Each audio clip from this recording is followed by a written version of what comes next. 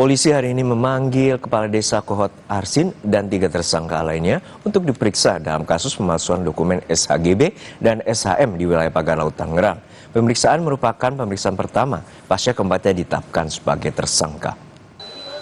Selain Kades Kohot, 3 tersangka lainnya yang diperiksa hari ini ialah Sekretaris Desa Kohot, Ujang Karta, dan 2 penerima kuasa berinisial SP dan CE. Meski sudah berstatus tersangka, keempatnya masih belum ditahan. Penahanan baru akan diputuskan berdasarkan hasil pemeriksaan dan keyakinan dari penyidik. Sebelumnya, Kades hingga Sekdes Kohot ditetapkan sebagai tersangka usai gelar perkara pada Selasa lalu. Mereka terbukti bersama-sama memasukkan dokumen girik surat penguasaan fisik bidang tanah. Informasi terkini kita segera menuju Barreskrim Polri. Sudah ada jurnalis Kompas TV Edwin Chan dan juru kamera Jan Ivan Prapta. Edwin, untuk saat ini selain kepala desa dan 3 perangkat desa Kohot yang dijadwalkan untuk diperiksa, apa saja poin dari pemeriksaan dan apakah ada pihak lain yang juga akan turut diperiksa oleh penyidik Barreskrim Polri?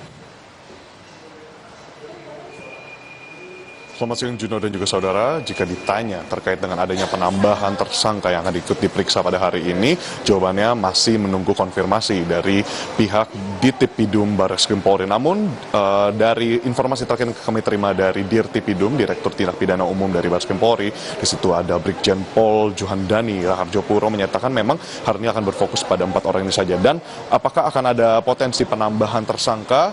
Masih dibuka probabilitasnya karena memang penyidik masih terus melakukan galian data pun menyocokkan antara pemeriksaan yang nanti akan dilakukan dengan temuan-temuan bukti-bukti yang sudah dikumpulkan sebelumnya.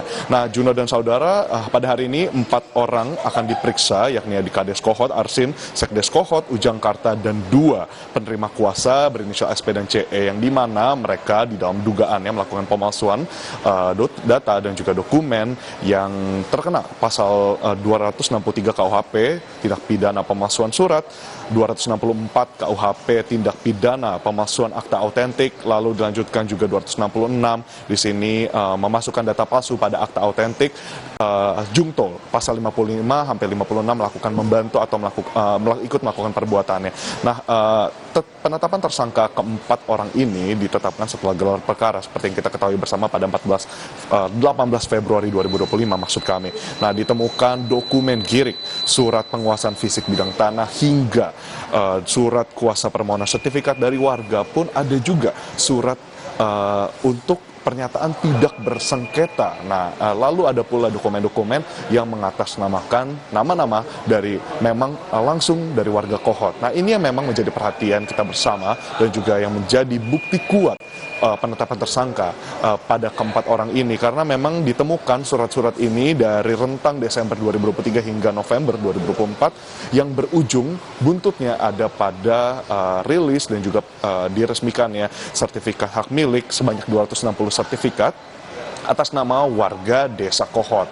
Nah, itulah yang membuat hari ini pemeriksaan dilakukan. Sebelumnya, apakah sudah ada pemanggilan khusus? Nah, memang berdasarkan pernyataan dari Brigjen Pol Johandani yang menyatakan hari ini memang melakukan tindakan paksa dengan memberikan surat undangan untuk datang. Dan terkait dengan bagaimana proses akan berlangsung, kami masih menantikan, dijadwalkan sebelumnya berdasarkan keterangan kemarin, 2 hari lalu maksud kami, ketika bertemu langsung dengan Brigjen Pol Johandani menyatakan seperti biasa pada pemeriksaan umumnya akan dilaksanakan pada pukul 10. Namun pada hingga waktu sekarang, yakni di 11:35 kita belum melihat adanya kedatangan dari para 4 tersangka yang dijadwalkan diperiksa pada hari ini. Juno. Ya, Edwin, untuk saat ini apakah ada kemungkinan Kepala Desa Kohot dan Sekdesnya ini turut ditahan pasca penetapannya sebagai tersangka?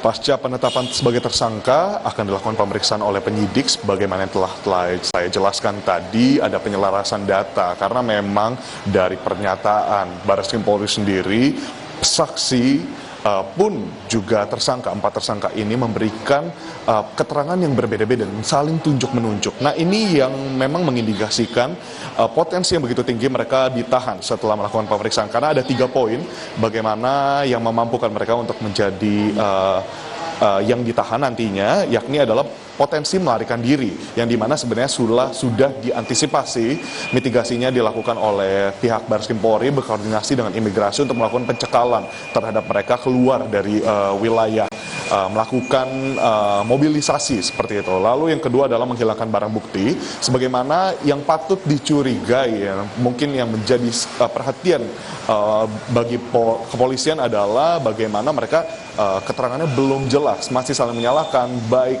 terkait dengan motif, bukti maupun sosok-sosok yang berada di dalam keseluruhan dari dugaan pemalsuan dokumen ini. Lalu yang ketiga adalah mengulangi perbuatan. Nah, jika dilihat Juno dan saudara dari apa yang sudah ditemukan oleh kepolisian, yang pertama adalah motif.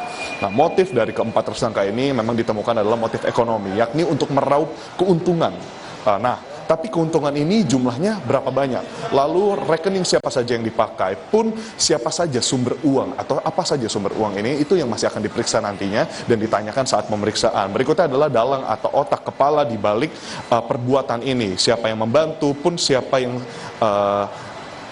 dari keterangannya saling lempar ini siapa yang terlibat di sini. Dan yang terakhir adalah terkait dengan surat atau sertifikat, bagaimana kemarin telah dilakukan penyelarasan data juga dengan Badan Pertanahan Nasional di Kabupaten Tangerang untuk melihat apakah surat yang diduga dipalsukan selaras dengan yang ditemukan pun nanti ketika pemeriksaan sudah dilakukan. Juno. Baik, kita harapkan pengusutan tuntas dan juga kita dapat mengetahui bagaimana pagar laut ini sempat kontroversi, dan kita harapkan polisi juga dapat mengusut siapa aktor intelektual dari pagar laut di perairan Tangerang, Banten. Terima kasih Edwin Jan dan Janivan Prapta dari Baris Krim Polri.